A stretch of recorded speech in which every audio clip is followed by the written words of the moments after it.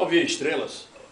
Esse é um soneto Bilac, que é um dos mais lidos e admirados. Ouvir estrelas. Ora, direis, ouvir estrelas. Certo, perdeste o senso. E, no entanto, vos digo que muitas vezes abro as janelas, pálido de espanto. E conversamos toda a noite, enquanto a Via Láctea, como um palho aberto, cintila.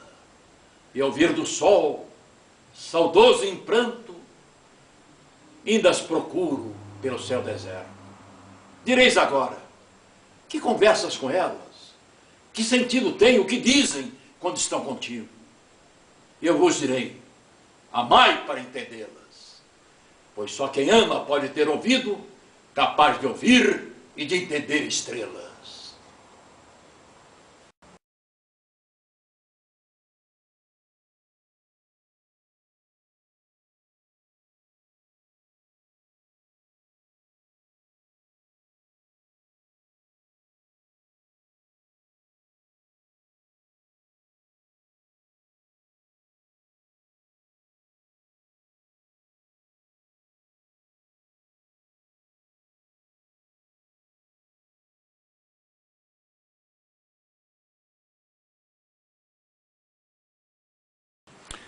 Por que o senhor decidiu escrever o livro sobre o Bilac? O que o levou a escrever? O que levou foi o seguinte, que todas as biografias que eu li do Bilac antes me deram a impressão de caos.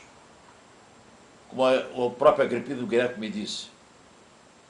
Essas biografias, principalmente a do Eloy Pontes, em 2 volumes, lançado pela editora Zé Olímpio, pareciam cartórios em desordem, com os livros esparramados pelo chão. Você colocou sequência lógica, ordem cronológica na sua biografia. Você vai escrever essa biografia. Li tudo que se apareceu sobre ele. Tudo.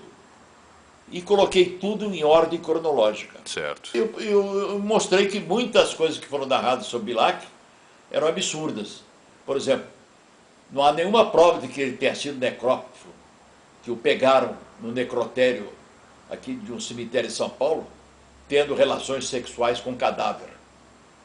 Isso é uma mentira maldosa, mentira. Uma infâmia. É mentira. Provei também que o Bilac não era um homem álgido, gélido, que ele era um emotivo, porque diziam que ele é autor dos sonetos mais frios da literatura brasileira.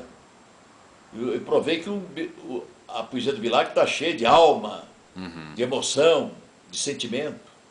Eu sempre admirei o Bilac como o poeta mais artístico da literatura brasileira, o mais esteta, e não o considero o maior poeta do Brasil.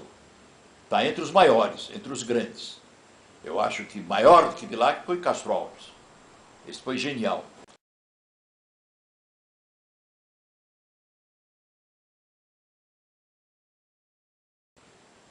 Eu acredito na informação do Agripino Greco.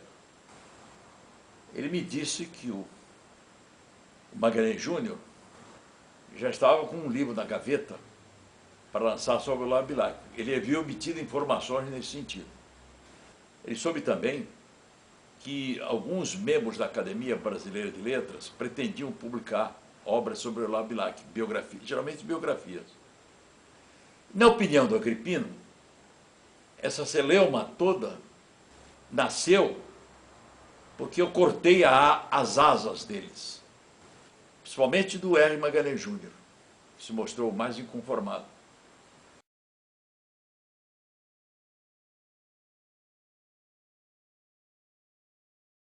Eu sempre achei os livros dele desalinhados, mal escritos, cheios de erros em português. Porque ele já estava com esse livro pronto aqui. Olavo Bilac e sua época. Escreveu essa obra aqui, aliás, foi escrita antes, mas depois ele aumentou. O R. Magalhães Júnior sofria de uma insônia crônica. Ele não dormia a noite toda e ficava escrevendo e pesquisando. E a obra dele foi feita com cola e tesoura. Se você eliminar daqui os trechos que são entre aspas, o livro fica reduzido a 30 ou 40 páginas. E é um livro, de 428 páginas. Ele devia abrir uma fábrica de cola. Ele usa aspas, reproduzindo trechos que ocupam 2, 3, 4 páginas. A tocha, abarrota os textos com... Ele só teve essa edição.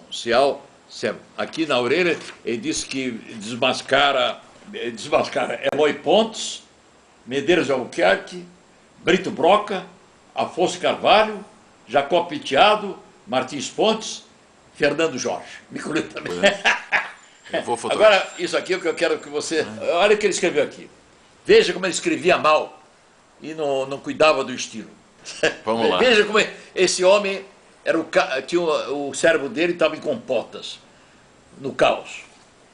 Na página 136 do seu livro. Ainda que o casamento do seu fraternal amigo Coelho Neto estivesse marcado para o dia 24 de julho de 1890, com o Marechal Deodoro, chefe... Está aqui, ó. Olha aqui. Olha que disparate. Ele não quis escrever isso, mas ele...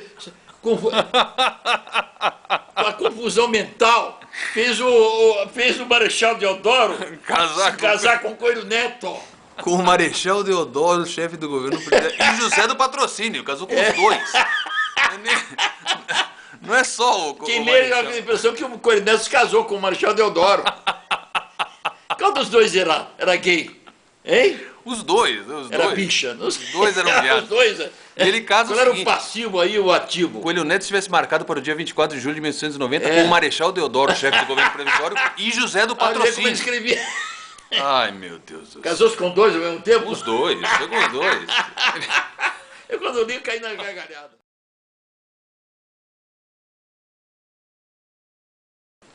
Quando meu livro estava vendendo muito, tornou-se um best-seller, a primeira biografia no Brasil que se tornou best-seller, a direção da revista Manchete me convidou para ir lá a fim de ser entrevistado.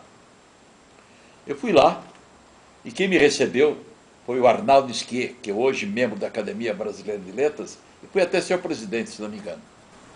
E ele me informou, olha, devido ao sucesso do seu livro, o Justino Martins, diretor da Manchete, quer fazer uma reportagem sobre ele. E eu quero que você dê umas informações para o repórter Esdra Passais, que trabalha aqui. Mandou chamar o repórter. Enquanto estava conversando com o repórter,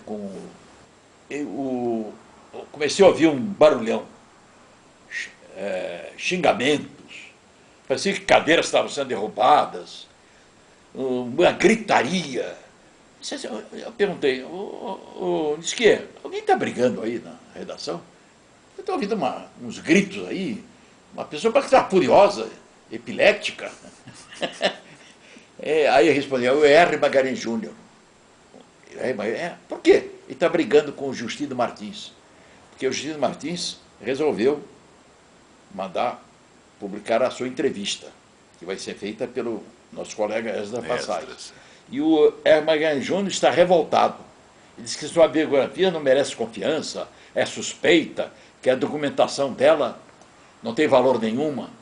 Aí eu disse assim para o Arnaldo Esquier, mas eu disse que se a minha documentação é suspeita, então os livros do R. Magalhães Júnior também são suspeitos, porque coloquei na bibliografia do meu livro 2 obras dele que eu consultei. Aí o Esquier fez assim, não ligue não, olha aqui. Bateu no seu cotovelo assim, o R. Magalhães está com dor de cotovelo, porque ele está com uma porção de biografias nas livrarias do Rio, empilhadas até no chão, que não conseguem ser vendidas. É mesmo. E ele está com inveja de você.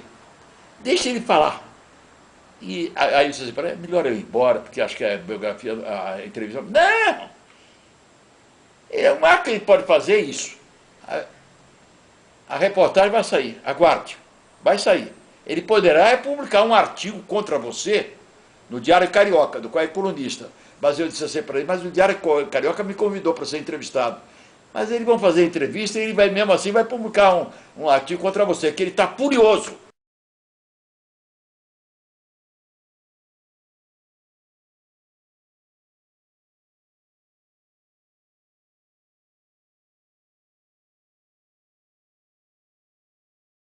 Um dia eu estava entrando na Avenida Teixeira, aqui em São Paulo, na rua Marconi, 40, e esbarrei uma pessoa que eu não conhecia e que olhou assim para mim espantada.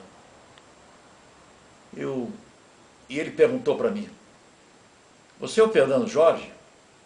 "Sou." "Olha, por sua causa, deixei de escrever um livro sobre o Labilac, a biografia dele."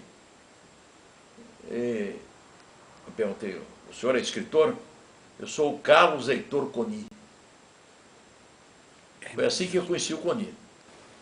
Para mim, o maior elogio que o escritor poderia ouvir é um assim como este. Mas desistiu mesmo de escrever uma biografia sobre Bilac? Desisti porque depois que eu li o seu livro, após eu ter devorado a sua biografia, eu cheguei à conclusão que tudo foi dito sobre Bilac. Não é preciso acrescentar mais nada. E agora ele está na 6ª edição? Está na... Quinta edição. Está na 5ª edição. Quinta edição. O senhor tem alguma ideia de quantos exemplares foram vendidos até hoje, em 50 anos? Deixa eu ver. A primeira edição vendeu muito, porque o editor me disse que tirou umas 7, 8 tiragens.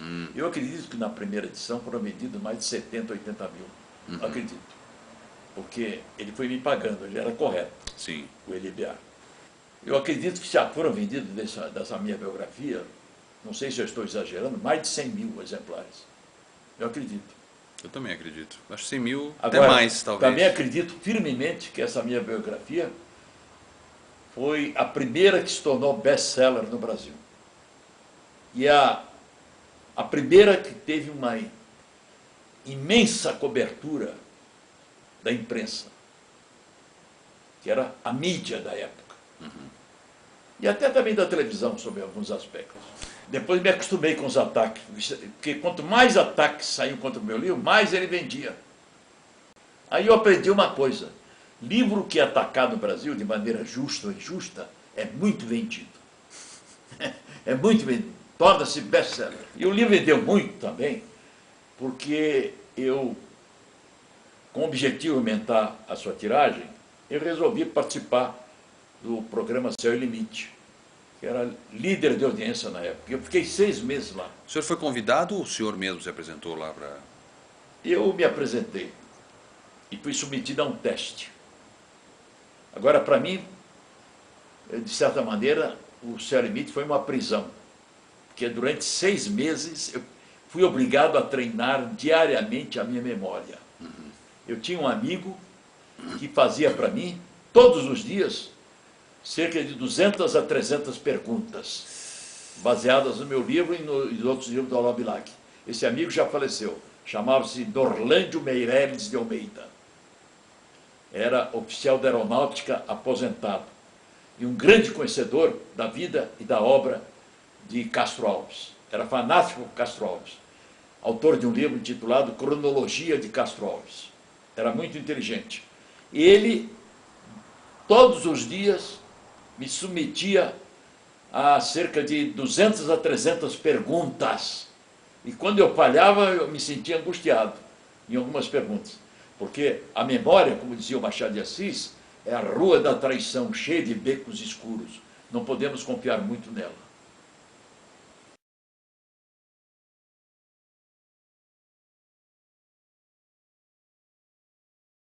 Não, eu me diverti muito naquela época. Às vezes ficava chocado com o absurdo, o disparate. Mas foi aí o primeiro contato que eu tive com a chamada inveja humana.